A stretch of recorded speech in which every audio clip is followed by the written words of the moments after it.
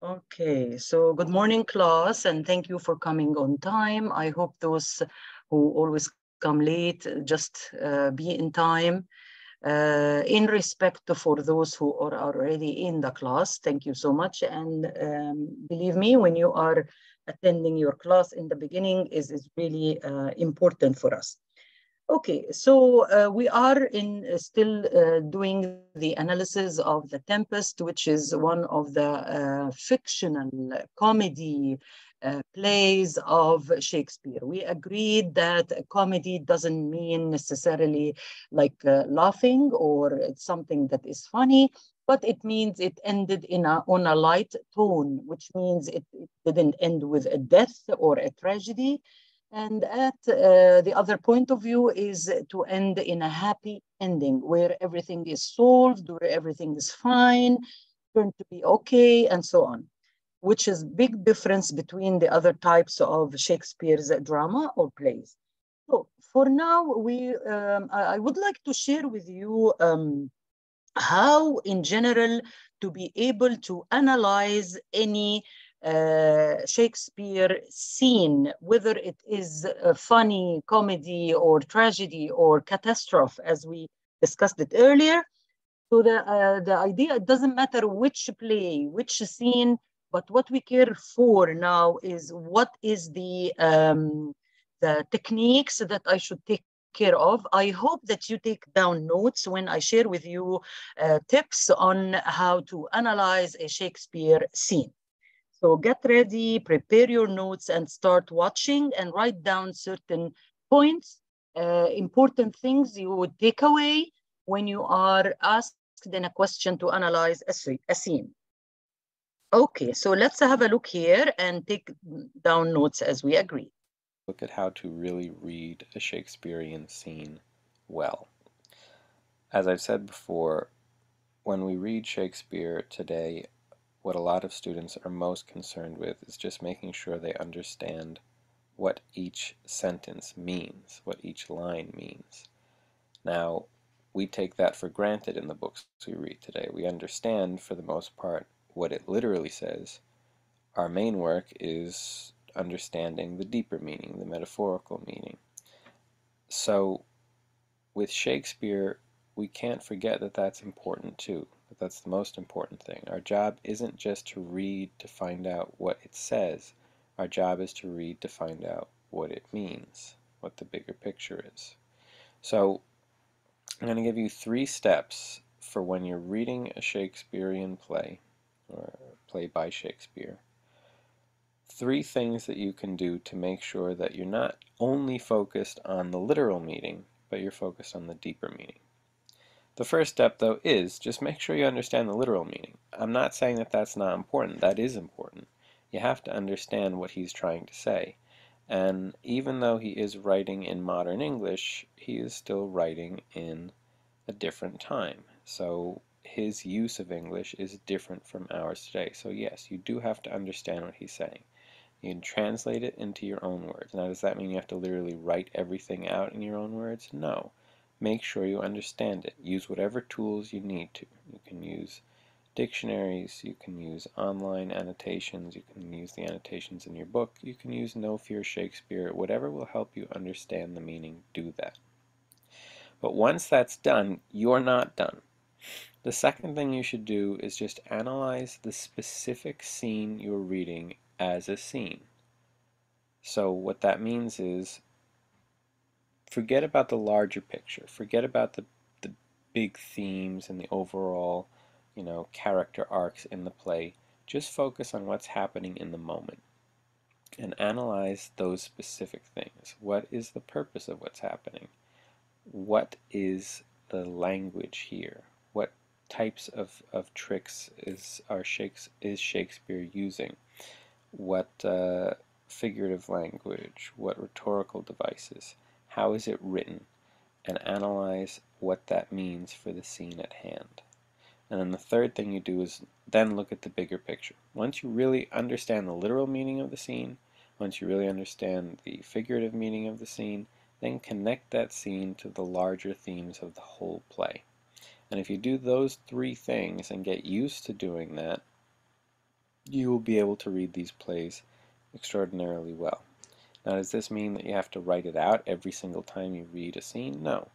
I will have you write it out for practice for now, but at a certain point it becomes second nature. You read to understand, then you read to understand the deeper meaning of the language, and then you read to understand the larger picture and its connection to the overall play. So let's take an example. This is a scene in Twelfth Night where Malvolio has been tricked into making a fool of himself in front of Olivia, the woman that he hopes to marry.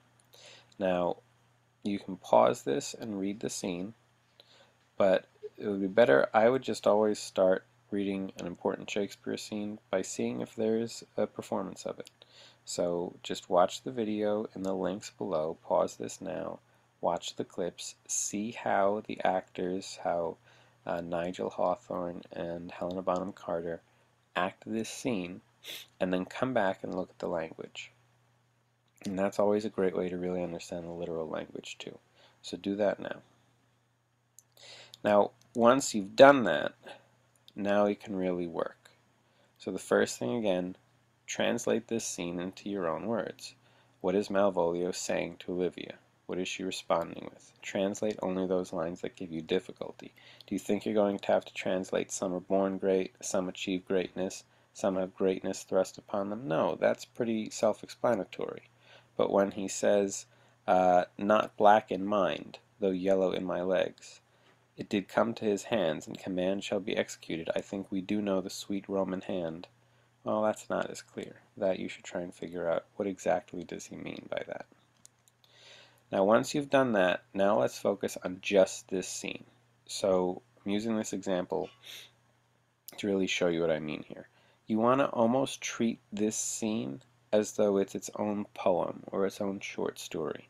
Think about what this is a little story about. It's a story about an older man who is trying to impress a younger woman and failing miserably. And we have to analyze it on that level first. And let's analyze how Shakespeare tells that story. Well, the first things that stand out to me is, why did he choose yellow stockings to cross-gartered, which means basically he's got tight ribbons tied around his knees? Why is he making Malvolio smile so much? I mean, these three things together require some thinking work from you. Shakespeare could have chosen anything for Malvolio to make a fool of himself with, but he chose these three things, which are really stand out to us. They're visual, they're funny, but they're utterly ridiculous. So why does he make Malvolio do them, besides just the fact that he needs Malvolio to make a fool of himself? Why make a fool of himself with these things? Next, analyze the character. What does it show us about Malvolio in this scene that he's willing to do these things? What does it show us that he's so persistent, that he's willing to be so bold with Olivia, who is his better, who is not his equal? Finally, what does it show us about Olivia? Look at how she speaks in this scene. Look at how she responds to him, particularly in this second column where everything she cuts him off. Some are born great. Ha! Some achieve greatness. What sayest thou? And some have greatness thrust upon them. Heaven restore thee. This whole scene on the right column is just a series of interruptions, and those dashes should stand out to us as being important. Once we've answered these questions, we understand this small scene on its own, and we get to dig into the deeper meaning of this small moment, and that's extremely important.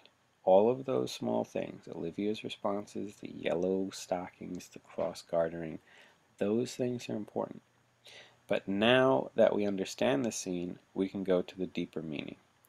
Make connections between this moment and the larger themes of the whole play.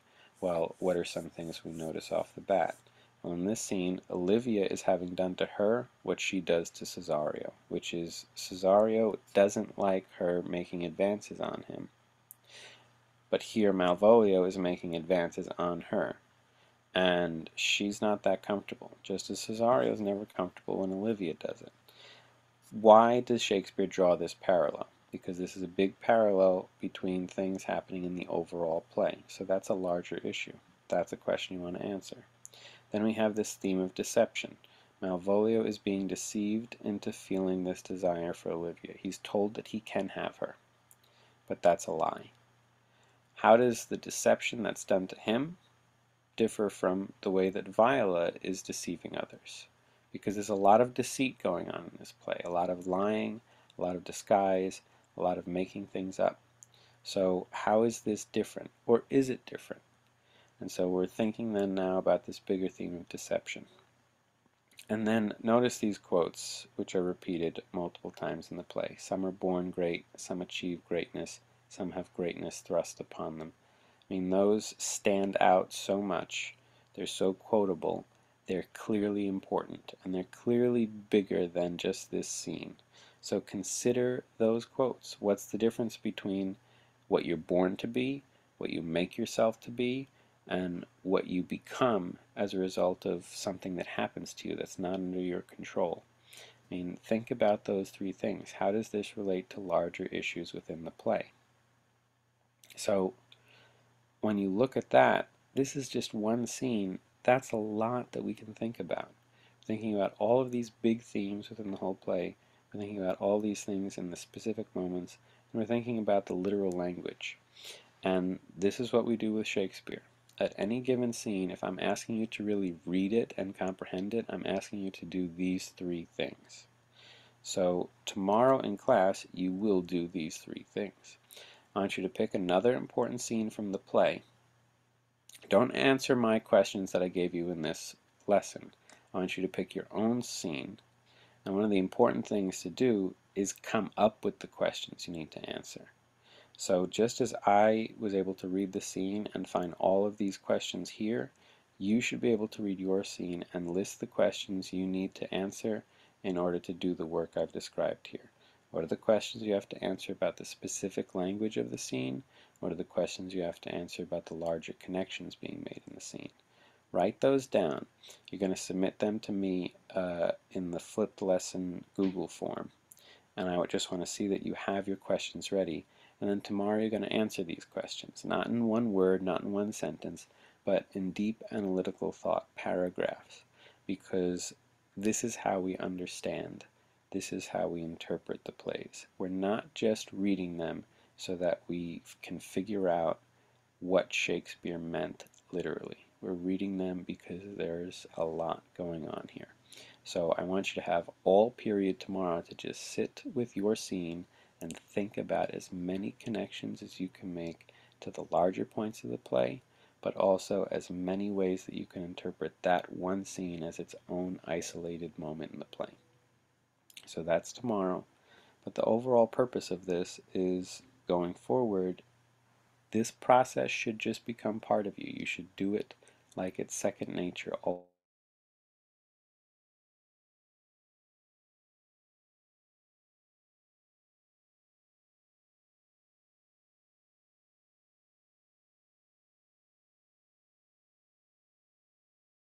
Okay, so this short video gives you the consolidation of how to analyze a Shakespeare scene. Whatever the video tells you concerning a certain scene or a certain character for a different play, it's almost the same technique. So first step, as we did last class, is to try to understand what is the language that Shakespeare is using. And I showed you how to find modern English to Shakespeare's plays. We did in the last class, we did it together. We did the first act, the first scene together, and you were able to manage to do almost the same for scene 2. So I'm really proud of you that you were able to manage to do that. The other thing is to try to find the pieces of the puzzle. Why does Shakespeare tell us this point? Why is he giving us a notification here? Why is he showing us this point? And why is he drawing the character in this concept? Like in this video, he was talking about a different girl. What you are going to read about, or you are reading now about, is the different girl in The Tempest. How old is she? What is she looking at? And how is she looking at men in general? Did she see other men other than her father. The first person she looks at is Fernando, and then how did she feel? And also the use of the character here is to highlight the innocence in the in the story. Look at the use of each character. Each character in the story has a significance,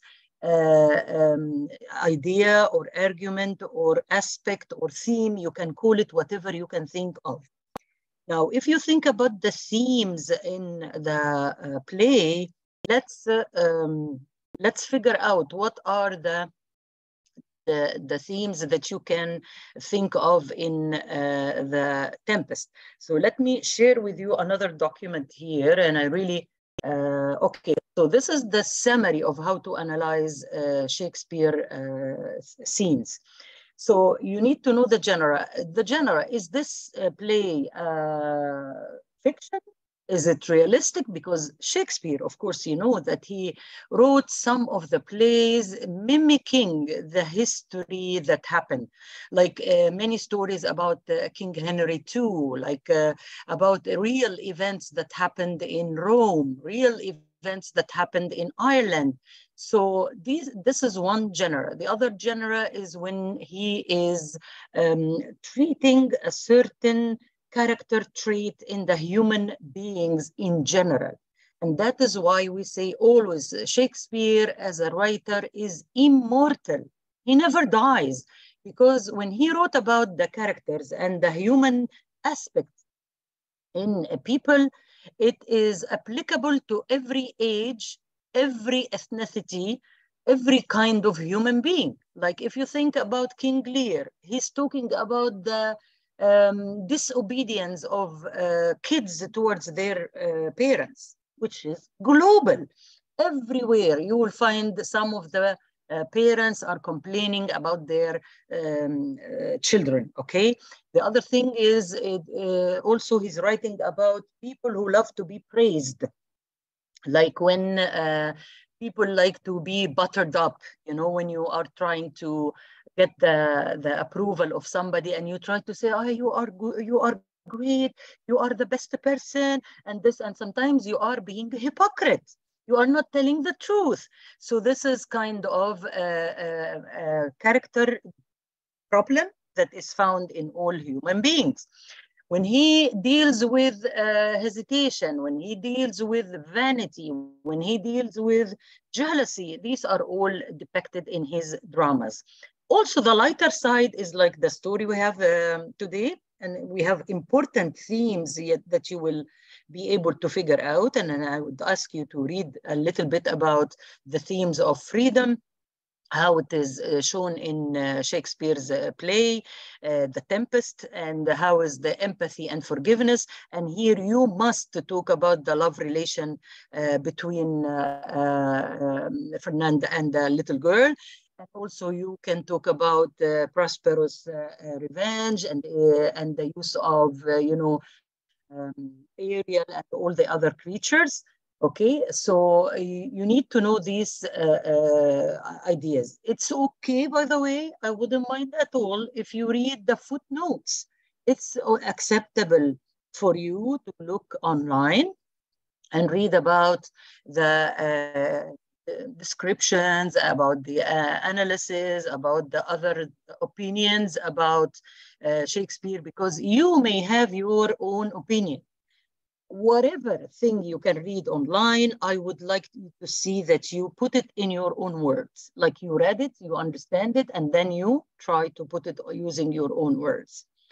A very good idea also is to read the text multiple times. Maybe definitely, I'm not going to say maybe, it is definitely going to be a little bit awkward to you in the first time. It's a little bit strange. What are these words? What does thou mean? Thy? What are these words? And it's going to be awkward. If you read it like a couple of times, you will get used to it. And then you read it aloud. Can you tell me why it is advisable to read it aloud? Remember that Shakespeare is a poet in the first place. So when I say read it aloud, because I want you to listen to the music. I want you to hear the beautiful sounds, the alliteration. Remember, you're going to have a test soon.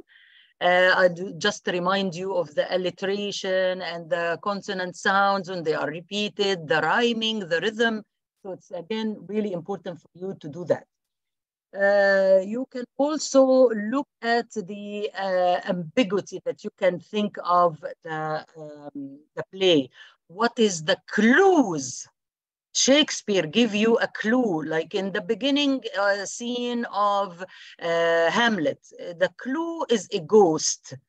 The ghost is the spirit of his dead father who keeps visiting him. Why do you think the ghost appears? The ghost appears because he's asking for revenge. So the whole story is based on revenge. So the very first clues you can see is always indicative, always important for you to look at them. You can also look at the critical limitations that are in the story. Sometimes he deliberately puts it in an ambiguous way. He deliberately wants you to think it over. And remember, class, that it is always up to your understanding. And it is always up to the arguments you're going to use. There is nothing 100% correct, nothing 100% wrong. This is language. You need to show your appreciation, your own appreciations. So it's not a matter of, okay, let me go find the answer and put it in the exam paper and that's it. I would definitely accept your own opinions as long as you give me evidence. So you can tell me, for example, when character A said this to character B, it refers to a deep feeling inside this and that. And you can give it to me. I would definitely accept it as long as you are giving me your own thoughts, your own beliefs. So speaking of how to analyze the scenes in Shakespeare, because why do I insist on that? Because I know many students feel that it is hard, and unfortunately, we have to have tests in them. Before I give you any tests in the play or asking about Shakespeare's style, I wanted to make sure that you understand very well. It's okay to take time doing your own analysis and so on, no problem at all. We did Act 1, Scene 1, Scene 2. I'm willing to support you in dissecting all the details of the play in order when you have the exam, you'd feel it's easy, comprehensible, and you can do it easy, okay? Another important thing is the themes. That's themed of the play. So number one, the freedom. Can you write in the chat box what is, who do you think represents the theme of freedom? Can you write in the chat box? Who do you think is locked and hoping to be free? Who do you think is unable to go back to life because they are on an island? What is the theme of freedom? And let me see, which characters you think they have to do with the freedom theme? Write down in the chat box.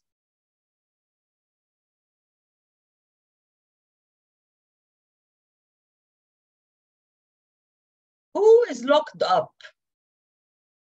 Who is imprisoned in the island for years and years and they never get back to a civilization or never knew anything about the cities around?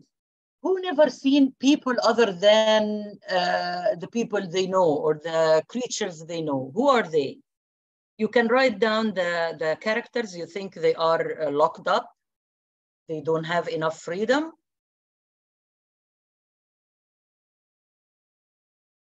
And all right, so thank you, Yasser and Jawad, for responding to the most important themes in Shakespeare.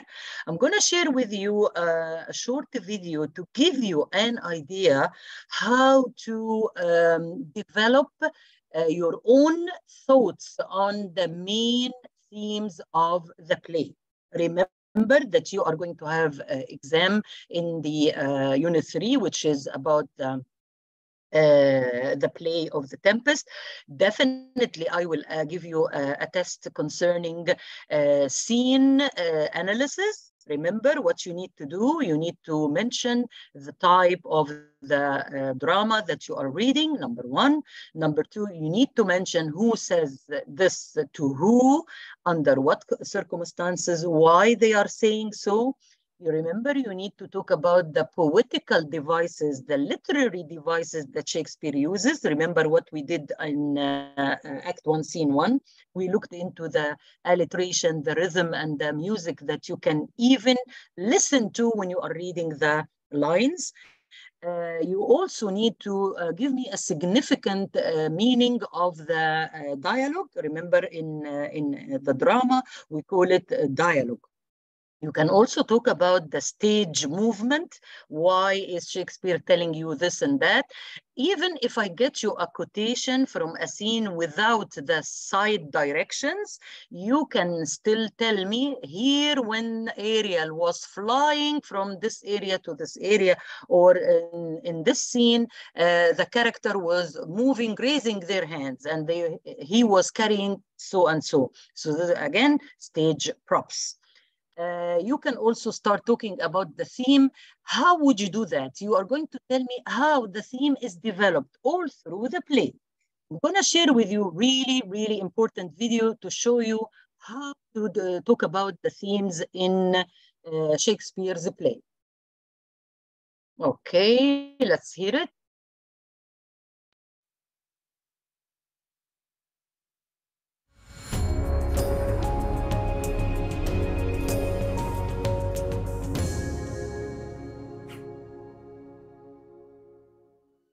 Language and reality, the magic of theater, power and exploitation, revenge, forgiveness and restoration, and utopia and idealism.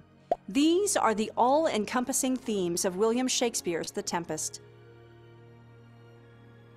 In The Tempest, language is power, and characters wield it to bless, curse, confuse, manipulate, or heal. Prospero is the most powerful character because of his studies in magic and advanced skill in manipulating Ariel, a representation of Prospero's thoughts.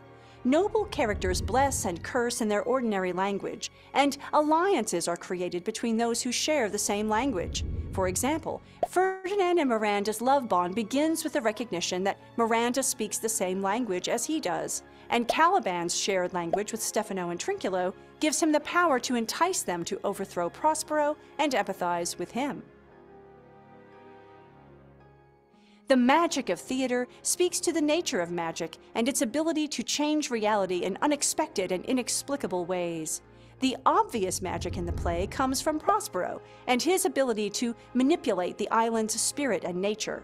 But many scholars believe that the theme of magic represents the power of the playwright to create something out of nothing.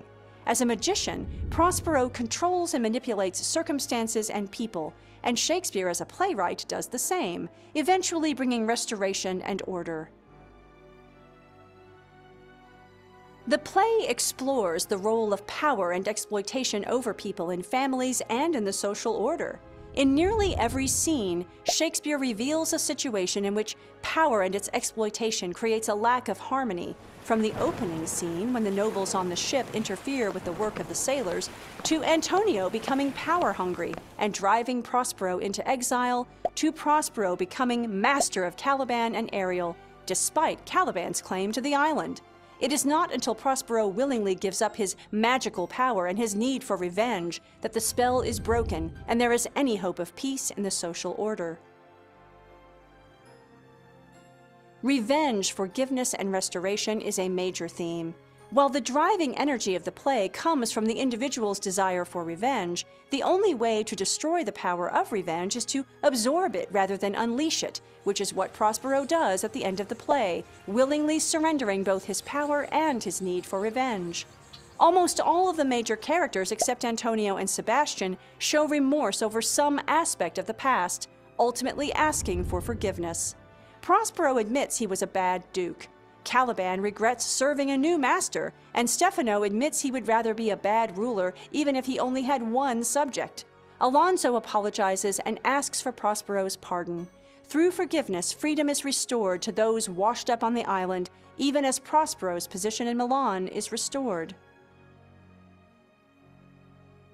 Gonzalo's ideal Commonwealth speech presents the political ideas of utopia and idealism in the play, but Prospero is the Tempest's true idealist. He believes in divine providence and heavenly music, the power of nature, virtue, and the pursuit of knowledge.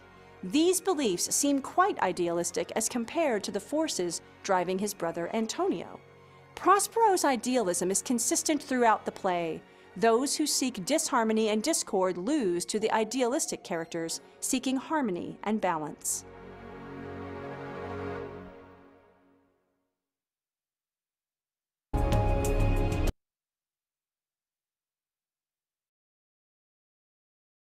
So I think the lady, she's a professor from the university, she puts it in a wonderful way of linking the theme to characters. I want you to learn that and to write it down when you are developing your own ideas concerning any theme.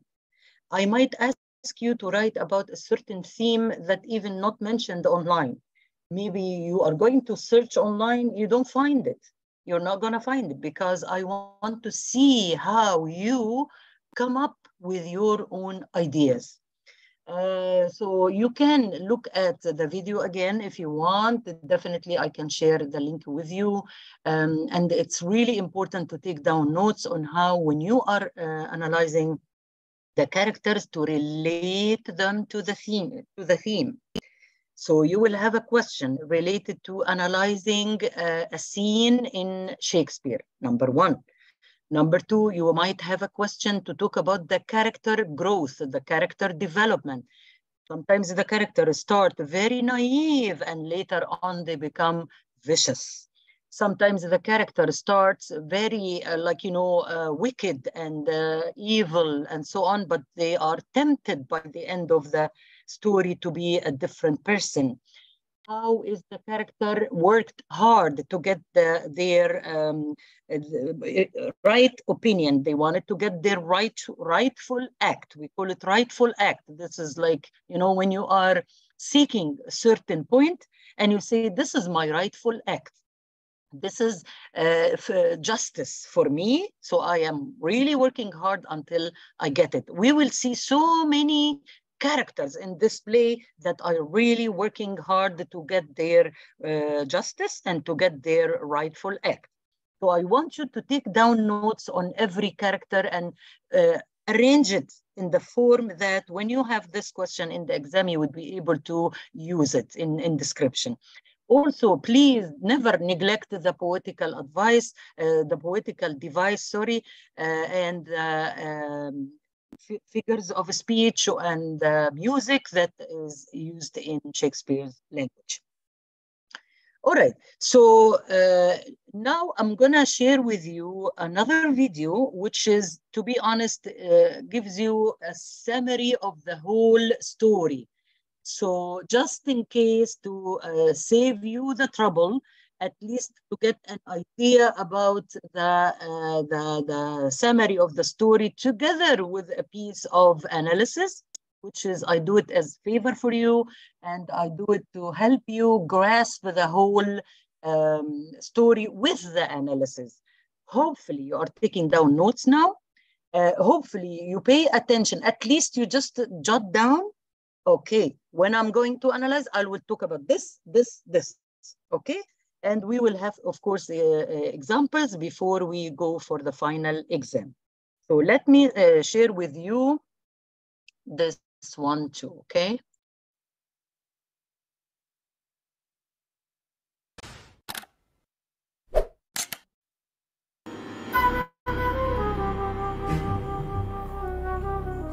This is a tale of wizards, magic, murder, and monsters.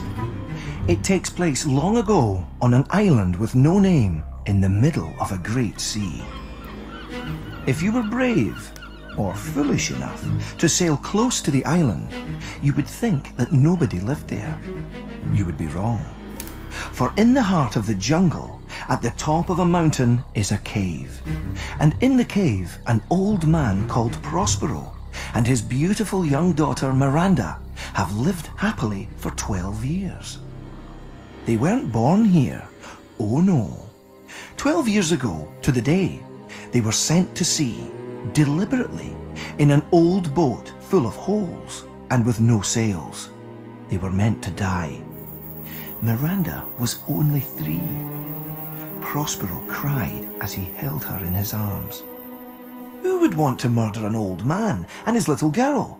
Who could be so evil? Well, as it happens, the very people responsible are on a ship sailing past the island with no name right now. They've been to a wedding in Africa and they're going home to Italy, they think. It is night. In the cave, Miranda is asleep, but Prospero stands outside staring at that ship. He wears a cloak which shimmers and sparks with light. In one hand, he holds a great leather-bound book. In the other, he grips a wooden staff. With a deep breath, he raises the staff as if to draw upon the sky itself. Instantly, a jagged bolt of lightning courses through the air and cracks.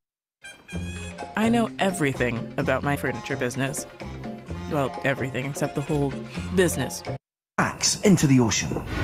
He sweeps the staff around his head and boiling storm clouds explode from nowhere and blacken the stars. He whistles, and a living thing, a spinning, mischievous sprite, cartwheels through the air and hovers in front of him. Ariel, are you ready? Master, their ship is trapped in the web. There is no escape. Time for me to teach them a lesson. Time for you to do your stuff. Yes!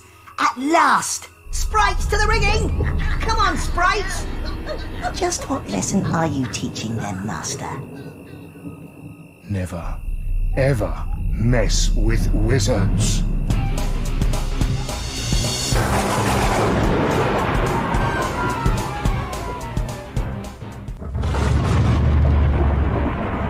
The lightning and the thunder rage all through the night. Eventually, the terrible din wakes Miranda.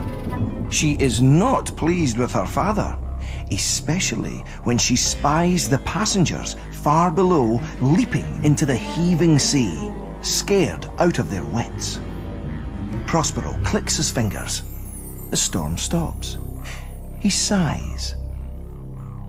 Time I told you just what's going on, he says to her. And being the kind of wizard that likes details, this takes him the rest of the night. It turns out that Prospero's not just a wizard. He's also a duke. The Duke of Milan. At least he was, until his brother Antonio took over.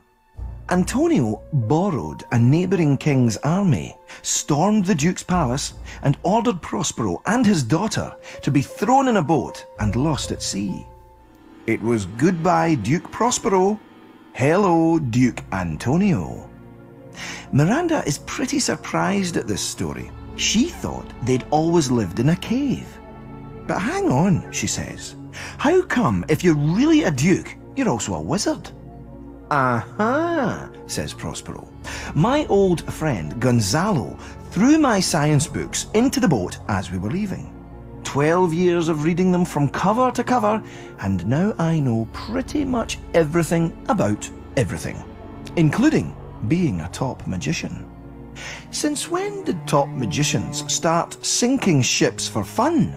Accuses Miranda.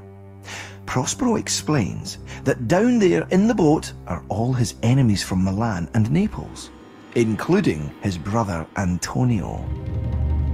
What are you going to do with them? Miranda asks. Prospero tells her he hasn't decided yet, but whatever it is, they deserve it. With that, he conjures a spell and puts her back to sleep, just as Ariel flies in with a very important message. Master, the ship is hidden in the harbour. The crew are all fast asleep in the hold. And the passengers? Split up round the island, just as you ordered. Excellent. I'll be off then. It's been nice working for you. Not quite yet, Ariel. But boss, you said this was to be my last job. This job is not over yet. Dawn's coming up. I want you to get down on the beach and start the island music going. Okay. And then you'll let me go? Soon, Ariel. Promise? I promise. Cross your heart? Don't push your luck, Ariel, unless you want to wake up back in that tree trunk where I first found you. Any particular tune you wanted? Or shall I choose, Master? I'm leaving, I'm away, I'm out of here. In the morning sun, the island with no name is a beautiful, sweet-smelling, music-filled place. But the miserable survivors of the shipwreck don't notice that as they crawl onto the beach. Ariel has done his job well, landing them all very deliberately on different parts of the island. Prospero slips on his invisibility cloak, yes, really, and joins Ariel in a morning inspection of his catch. First up, the courtiers. They've only been on dry land 5 minutes and already they're bickering about who's in charge. Top of the heap, King Alonso of Naples. He's the villain who lent his army to Antonio so he could steal Prospero's kingdom. Does he regret it? Not a bit. So why is he looking miserable? Because his only son Ferdinand, a bit of a wimp it has to be said, seems to be dead, drowned in the shipwreck. Just behind King Alonso is his brother Sebastian.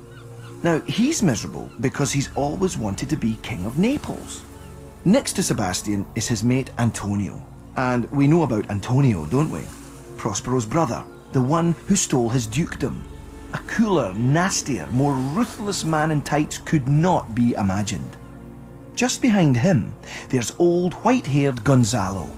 He's nice enough. Remember, he gave Prospero his books all those years ago.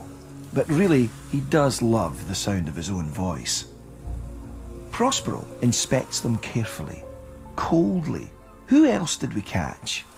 Take a look, says Ariel, and off they go to another beach. There on the sand, snoring, is an ugly young man in a jester's outfit.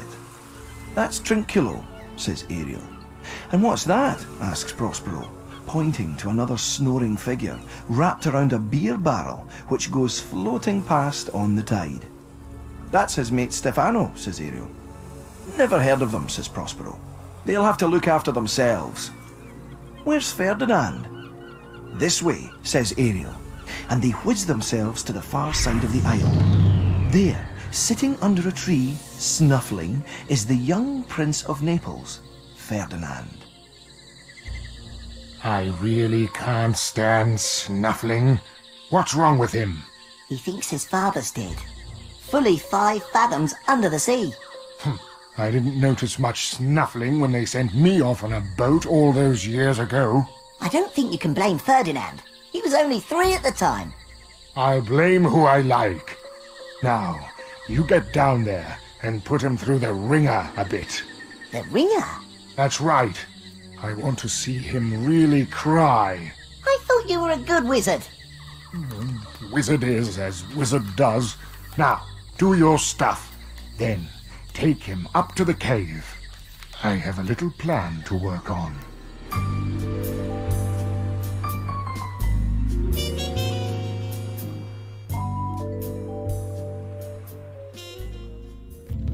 While Ariel is leading Ferdinand up to the cave, the courtiers are clumping round the island, getting more fed up by the minute. They're hungry, scared, exhausted. Prospero, still of course in his invisibility cloak, flings a sleeping spell at them. But he lets Antonio and Sebastian stay awake. Within minutes, Antonio's up to his evil ways again. Sebastian, wouldn't you like to be King of Naples? Sebastian, if Alonso had a little accident, wouldn't you be King of Naples? Well, actually, no, that's not strictly true, says Sebastian. Because if the king had a little accident, then his son Ferdinand would inherit the throne, not me. Antonio rolls his eyes.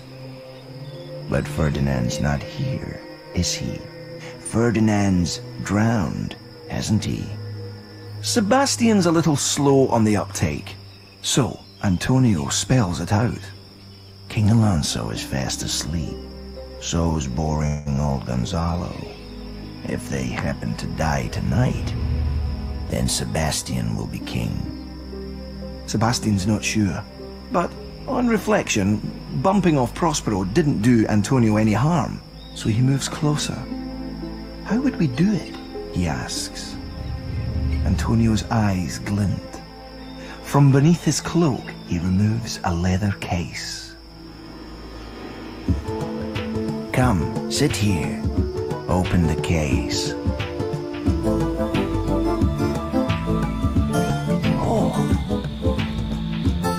Does your heart not leap at the very sight of it? A blade to die for, no? Touch the blade, Sebastian. Feel the metal. Ow! Oh, Toledo steel.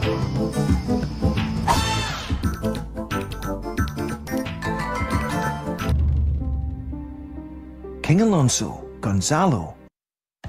Sorry, Moms. Spoiler alert. They're delicious. Lego my ego. Start by opening an eligible TD checking account and earn up to $450. I'm paying. That actually helps. TD. Ready for you. And their minions are fast asleep. Sebastian and Antonio's knives glint in the sun. They are stepping forward to commit the murders, when Ariel whooshes in and whispers in old Gonzalo's ear. Gonzalo wakes up and shouts, "Save the king! Save the king!" The king splutters awake too. What's going on? And why the knives, Antonio? Antonio is a quick thinker. Bad guys tend to be. "Lions," he cries. "That's right, a whole herd of them," shouts Sebastian. "Monsters too, coming to attack the king," says Antonio. "And an earthquake, I think," adds Sebastian. The courtiers look at each other and fall for it. Every last lie. They pat Antonio and Sebastian on the back, then go deeper into the island to look for Ferdinand. Meanwhile, remember the jester Trinculo and his mate Stefano? On the other side of the island, they're getting into their own trouble. Stefano floated ashore on a barrel full of wine. He and Trinculo have already drunk half of it. If they were stupid before, they're stupid and stupider now. They've made friends with Caliban, who's another of Prospero's magical servants. Trouble is, Caliban's half sea monster and half man, and he's not the happiest of creatures. He doesn't like himself much, and he likes Prospero even less. He thinks these two idiots are going to be his best friends, especially when they promise to get rid of Prospero. You see what's going on? Everyone who lands on this magical island reveals who they really are, deep down inside. But they don't know that Prospero is watching their every move. Right, here's what we're gonna do then. Prospero sleeps every afternoon, up in his cave. So, first we nick his magic book, then we nick his staff. Then we bonk him on the head. Wallop! You may smell like a donkey's bottom, Caliban, but I do believe you have potential. We shall take over the island, and I'll be king. I love it. What about Miranda? What do we do with her? I shall marry her, I think. Very nice. And what about all his spirit servants? Wallop, wallop, wallop. Ah, I love you, my master. King Stefano. Ho-ho!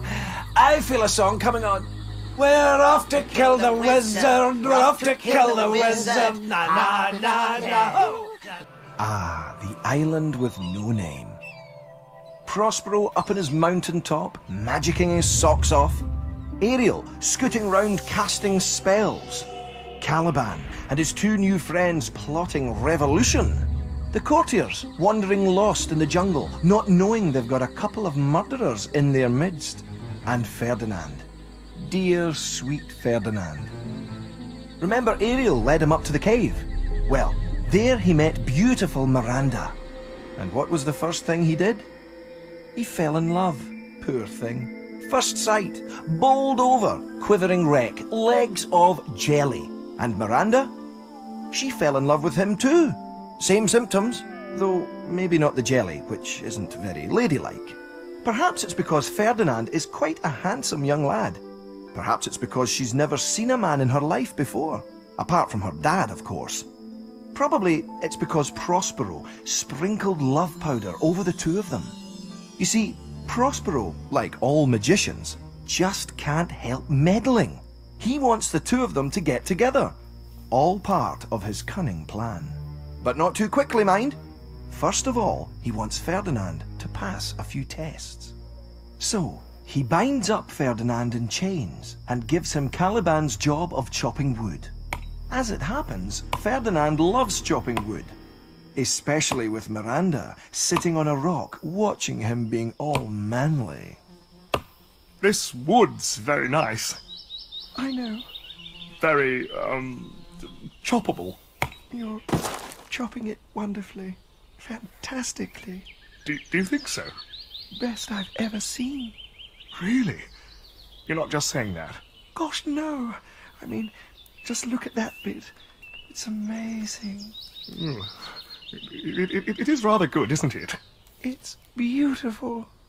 Not as beautiful as you. Gosh! You're so beautiful. I could sing a song about you. Wow. I mean, a bit of wood's just a bit of wood, isn't it? Even a good bit's never going to amount to much more in life than being a chair or a table. Or a cricket bat, maybe. On a good day. But wood never makes me want to sing. Whereas you... Yes? You make me want to sing, Miranda. Well, go on then. This rock's beginning to hurt my bottom.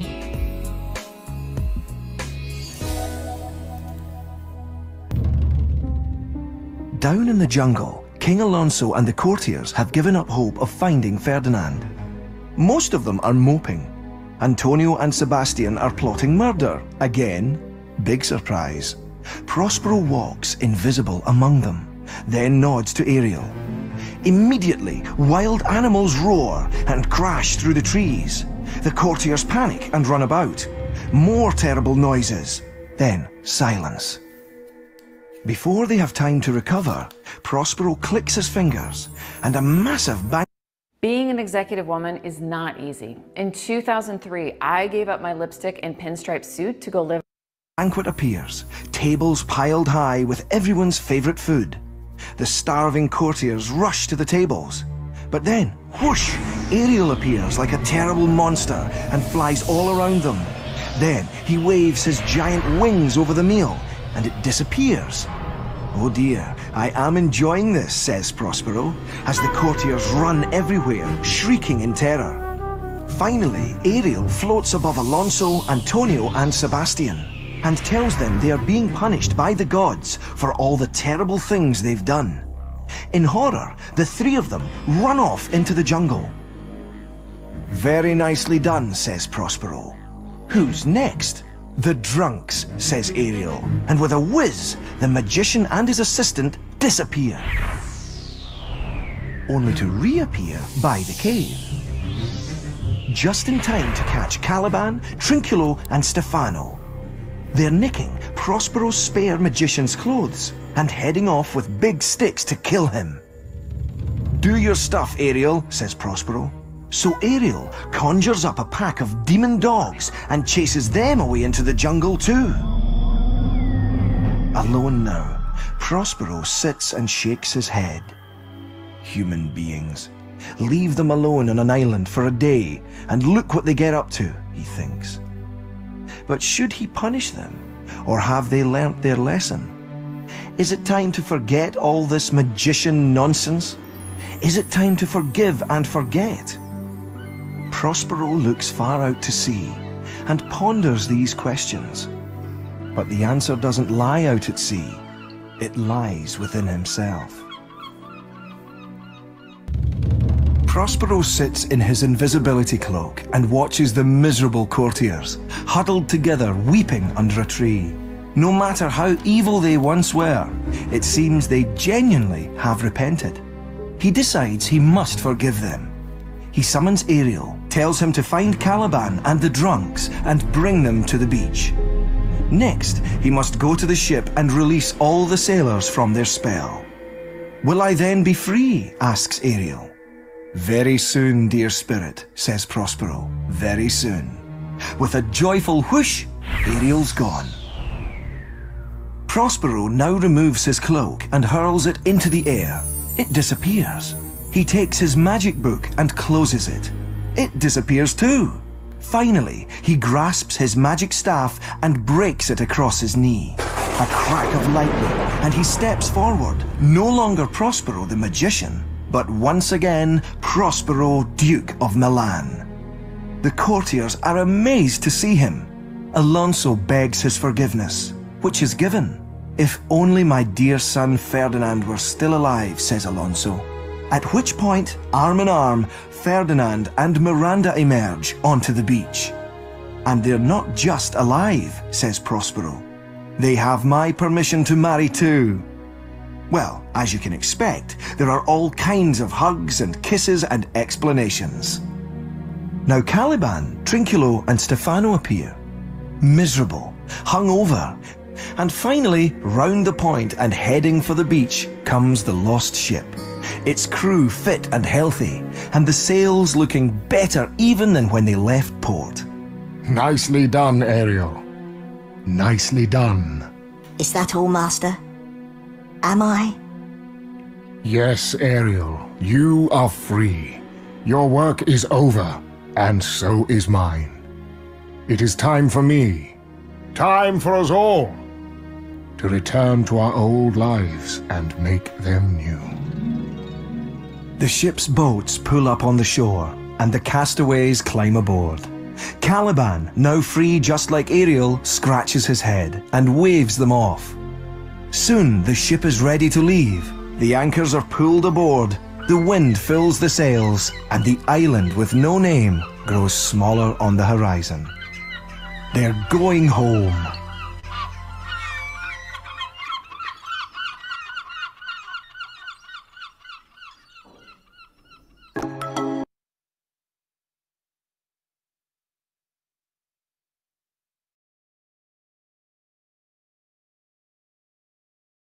So I hope you just enjoyed the summary of the plot of the story, just like it's very condensed with the main characters mentioned and every aspect behind them. It's an amazing story, and I would like you to just enjoy when you are studying it. It's not only for the purpose of doing well on the exam, but also for enjoyment. Okay, so now you're going to have a break. You come back after half an hour, and then you will have a test. The test will take out about 1 hour and a half. I will be placing it on the Google Classroom. So please just enjoy a short break or something and come back after half an hour. Do you have any questions, anyone, before I give you the break? Any questions?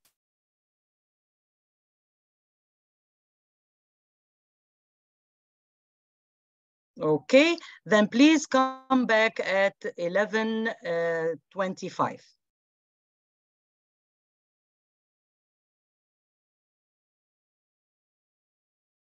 Okay, class, so we'll come back after the break. And now I would like to make sure that you can see the test on Google Classroom. Here's the test under class test poetry, this one here. As you can see, it's worth 30 degree marks, and you are all assigned as it shows here. You need to hand in this test by 1 o'clock. Okay, so it's an in-class test or in-class activity that you have to do it now. So as you can see, you are required to answer all questions. This is a matching exercise, and then you will be here asked to identify the literary devices and here multiple choice. I call it a bonus test. So please work hard on it and try to get the maximum degrees or the maximum marks here. Okay? Okay, good luck. You all can see the test? Okay, Jawad, yeah. Yes, sir. Can you respond, please?